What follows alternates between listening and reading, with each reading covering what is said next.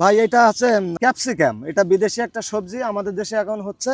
তো আলহামদুলিল্লাহ ভাই, আমার এখানে আপনি দেখেন প্রত্যেকটা গাছেই 2 কেজি 3 কেজি 2.5 কেজি ফল এখানে আছে। আপনি দেখেন আমার এই জাতটা নেদারল্যান্ডের একটা জাত। এই জাতটার নাম হচ্ছে বাসাতা।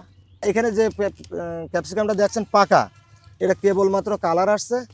এই আর 2-4 দিনের ভিতরেই আলহামদুলিল্লাহ আমি হারভেস্ট করব। অলরেডি আমার এখনই বিভিন্ন জায়গার থেকে এই ক্যাপসিকামের চাহিদা আসছে।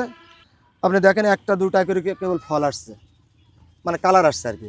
তো কালারের সাইজ, মালগুলোর সাইজ দেখেন যে একেবারে যে বিদেশতে যে সবজিগুলো আসে না, এই ক্যাপসিকাম যেটা আসে বিদেশতে, তার থেকে এর সাইজগুলো ভালো।